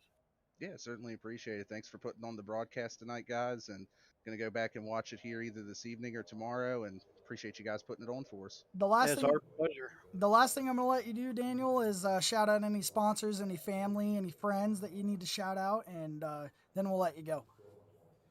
Definitely thanks to my teammates. They definitely help out a lot. I'm fairly new to iRacing overall. I mean, I just joined back in February, and definitely joining this team and running with Eddie and Jonah and Steve and Reese every week definitely helps out a lot, and learned a lot from them. And just like I said again, thanks for putting on the broadcast, and thanks to our admins for putting everything on and organizing it. And thanks to that rowdy energy that I drank earlier right before the race, looks like it helped me out a little bit. Oh, it definitely did. Well, congratulations on your second place finish, Daniel D Cunningham. We're going to let you go. We're going to see you next week over at Phoenix for the round of 8. Congratulations, and Good run, man. Good Thank job. you, gentlemen. All right, and the last person that we're going to pull up right now is we're going to give Eddie A. Smith a little bit of a chance to talk right now. And I'm going to pull him up, and he's going to tell us how in the heck Eddie A. Smith got an 8-second win, and no one had anything for you. Eddie, can you explain it to us? I don't know, man. Man, we got up there in the Larson line, just ripped the wall. So, I didn't really know how the race going to play out. I thought it was going to be pack racing like most of these are, and found something up there in that top line, and I mean it was hard to do. I had to mute my mic at some point, this mute headset and Discord and everything, just so I could focus. So I was having to really pay attention, and so yeah, it was fun though. It was a lot of fun. Eddie A. Smith, you are a frickin' alien. I mean, class of the field, you took everybody to school tonight. I'd ask you what was your strategy, but you made it look all natural. Tell me, what were your concerns going into the race? What kind of strategies did you have? We noticed you were stretching out a couple of green flag runs as far as you could before you pitting. Did you have any strategy going in? Um, no, we felt pretty good about our point situation, so I don't. We just wanted to race and stay near the top five and not lose so many points. So it was just kind of one of those deals. And like I said, my whole thought of the whole race was I thought it was going to be like Auto Club or Michigan, where it was just going to be a draft fest. Nobody would be able to get away, that type of deal. And after that first run, like I said, it was the strategy kind of changed because I jumped up to the top side and was really able. Of course, getting clean air is huge. I don't want to definitely not gonna pat my back too much. Got a little bit lucky that my teammate got loose and I was able to get back by him after a really bad pit stop. Slid through my pit stall and was able to get back out in the lead. That was the most important thing. Anybody would have been able to probably do it if they could get out front. But if you're back there in dirty air, that line maybe not doesn't work as well. So Yeah. there's a lot of clean air that and it's part of this car and this package is getting out front is so important. Getting out there and staying. That's why you see guys fighting so hard to stay up near the front because it's a big deal. So Yeah. that was most of it to stay up front. Love to watch you on the restarts, man. You were, it looked like you were shot out of a frickin' cannon. I mean, you were on the spot on every single restart that you had, and congratulations on winning the race.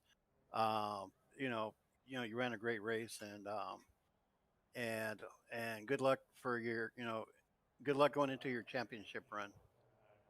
Well, thanks a lot, guys. Man, I hope y'all had fun. I appreciate y'all doing the broadcast tonight. It means a lot to all of us that both of you get in here, and I appreciate you, Kai and Mike, for taking that up, man, and doing that for us. So we definitely appreciate y'all. And It was our pleasure. We can never get as good as you are at broadcasting, Eddie. But and the last Yeah, thing we I love you, got man. for you, Eddie, is we got two things for you. So we're going to talk to Griff about putting you in a Legends car next season for Cup, and you got to run your Legends around us. And then the last thing I got for you is I'm going to let you name any sponsors, friends, family that helps you get the car rolling all the way to this win and to the round of 8 at Phoenix. Well, I got to thank my teammates, Chris Reese, Steve Loving, Daniel Cunningham, and Jonah Colbert. Without them, I jumped in, and this is the way team works. So we all share a little bit of responsibility. We all do a little bit of work. So I just want to shout them out, man, for being great teammates. I jumped in, we get in there, we're running some stuff, we're sharing ideas, and they're telling me, okay, the fuel run's this. If I said at one point, hey, what's the fuel run? And someone just hit me with it. Without teammates like that, it's really, really difficult to win races and be competitive. And they were telling me what this was the difference between the tires on the bottom and the high side. And so without that information, without Jonah and Daniel and those guys, having those answers and stuff, working as a team, none of this stuff, we wouldn't have been able to do this. So we got 3 people in the playoffs, would have had all 5 if it wasn't for some missed races. So big shout out to JC Motorsports. They are invaluable, and they definitely make me better. So. Well, congratulations again, Eddie. We'll talk to you next week. I'm sure more of the same. Seeing you up front next week at Phoenix, and congratulations. All right, thanks, guys. Good job. So the last thing I got for you, Mike, is we're going to kind of break down a little bit what's going to go on next week. I got an update on the points from our fearless leader, the Bulldozer. And we're actually going to take 9 to next week. We only had 10 this week, and we had a tie at 8th place. Brandon Wallace has snuck into the playoffs by the skin of his teeth For him. Good for him. by tying with Spencer Gay in 8th place. So, Charles Stevens, Brandon Wallace, and Spencer are going to make up the back half of that. Charles, Cameron, Daniel, D Cunningham, Adcock, Jonah, and Eddie will all race it off at the round of 8 for Phoenix. And basically what they're going to be doing, they're going to be running for a championship just as much as they are the following week for the actual championship. Because once you hit that round of 8, especially with 9 guys, you put in that extra one, it's going to be a real rough race, Mike. Well, it's going to be an amazing race. We have an amazing field for that round. Uh, who do you pick? I mean, it could be any one of them. A very high class field, very fast. At this point forward, not only is skill involved, but also luck. I mean, you got to have good luck and you got to have great skills. You just got to run a great race. The race has got to go your way. So, the race is yours to win or lose. It just depends on where the fortunes drop and how well you keep up, and then not letting anybody really run away from the field. And what I'll leave you guys with that are watching the broadcast, thanks for sticking with us. My first time, Mike's the veteran here.